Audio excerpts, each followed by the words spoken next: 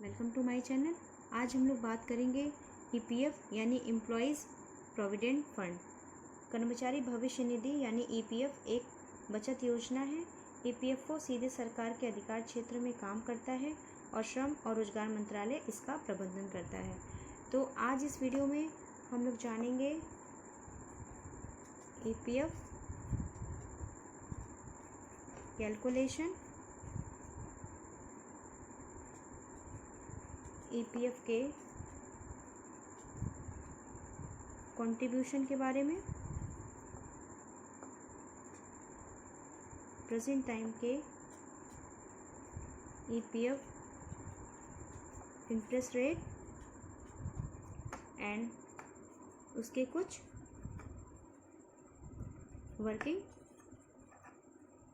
Example के बारे में।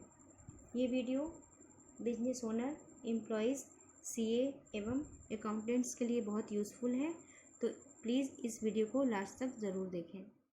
अब यहाँ बात आती है कि ईपीएफ की योग्यता क्या है। तो ईपीएफ की एलिजिबिलिटी जिस भी कंपनी में न्यूनतम 20 एम्प्लॉयज़ की नियुक्ति होती है या उससे ज़्यादा की होती है, वो ईपीएफ का लाभ लेने के लिए उत्तरदायी होता है। ईपीएफ एक्ट 3 स्कीम से मिलकर बनता है, ईपीएफ, ईपीएस और ईडीएलआई। ईपीएफ मतलब employ provident fund scheme, EPS employ pension scheme और EDLI employ insurance scheme. EPF के कुछ रूल्स होते हैं। ईपीएफ रूल्स में कंट्रीब्यूशन सोर्सेज हैं।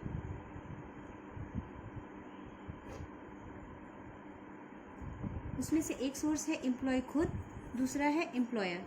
एम्प्लॉय की सैलरी, कुछ जगहों पे ये salary basic plus TA plus HRA होती है, जिसमें से बेसिक और डीए का कैलकुलेशन करके 12% सैलरी ईपीएफ में जाती है। एम्प्लॉयर की कंट्रीब्यूशन जो होती है वो 4 भागों में होती है, 4 अकाउंट्स में जाती है। एक है ईपीएफ, दूसरा है ईपीएस, तीसरा है ईडीएलआई और चौथा है ईपीएफ एडमिनिस्ट्रेशन या एडमिन चार्जेस। आइए बात करते हैं करंट कंट्रीब्यूशन रेट की। इस कंट्रीब्यूशन में ईपीएफ के लिए एम्प्लॉय का 12% और एम्प्लॉयर का 13.15% कंट्रीब्यूशन जाता है। एम्प्लॉय का 12% बेसिक सैलरी एवं डीए को मिला करके ईपीएफ में 12% जमा होता है। वहीं एम्प्लॉयर का ये 4 अकाउंट्स में जमा होता है। एक है ईपीएफ, इसका परसेंटेज है 3.67%। दूसरा है ईपीएस, इसमें जमा होता है 8.33%। तीसरा है ईडीएलआई, इसमें जमा होता है 0.5% और चौथा है ईपीएफ एडमिन चार्जेस, जो कि जमा होता है 0.65%।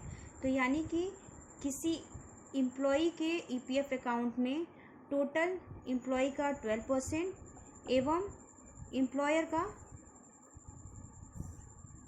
3.67% प्लस 8.33 इज इक्वल टू 12%, यानी कि दोनों का इक्वल कंट्रीब्यूशन ईपीएफ अकाउंट में होता है। आइए हम बात करते हैं वर्किंग एग्जाम्पल के साथ, ताकि चीज़ें और क्लियर हो सके। किसी एम्प्लॉय की salary basic plus TA plus HRA है 12,000, 3,000 एंड 4,000, टोटल 19,000। पीएफ वेजेस के लिए जो अमाउंट जाएगा वो होगा बेसिक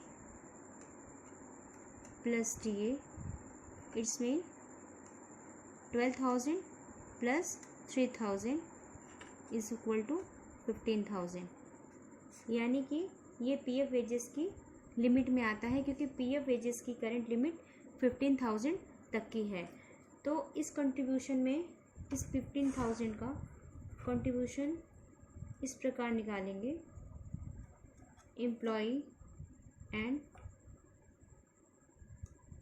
एम्प्लॉयर। एम्प्लॉय का टोटल 15,000 का 12% हुआ 1800। वहीं एम्प्लॉयर का कंट्रीब्यूशन 4 पार्ट में होता है, जैसा कि बताया गया है।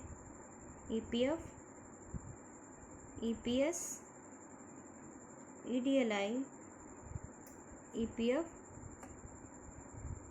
Admin charges.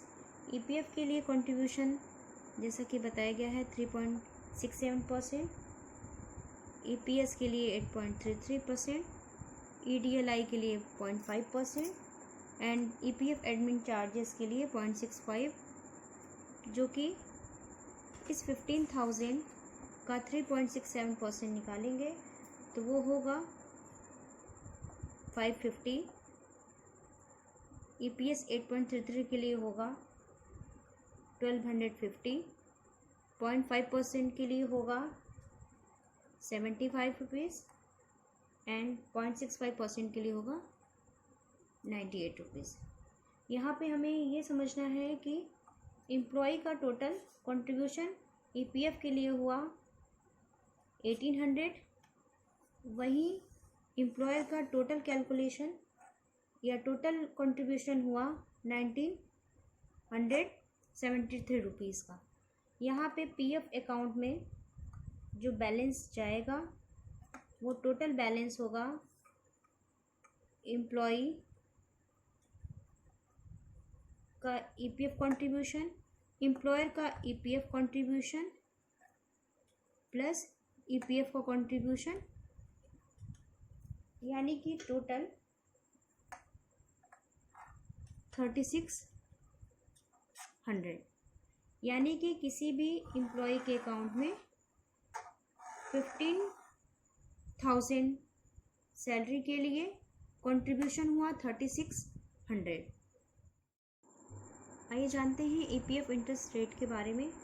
वित्तीय वर्ष 2020-2021 के लिए ब्याज की दर जो है वो है 8.50। पीएफ खाते में राशि पर जो भी इंटरेस्ट प्राप्त होता है वह बिल्कुल टैक्स मुक्त होता है, यानी कि ईपीएफ पे किसी भी प्रकार का टैक्स नहीं लगता है। तो यहाँ बहुत इजी वे में हम लोगों ने समझा कि ईपीएफ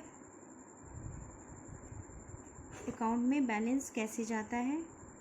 उसमें एम्प्लॉय की बेसिक सैलरी प्लस टीए का 12% प्लस एम्प्लॉयर के ईपीएफ का 3.67% प्लस एम्प्लॉयर के ईपीएफ कंट्रीब्यूशन का 8.33%, कैलकुलेशन ओवरऑल मिलाकर के 24%, ये जो है एम्प्लॉय के ईपीएफ अकाउंट में मंथली रूप से जमा होता है।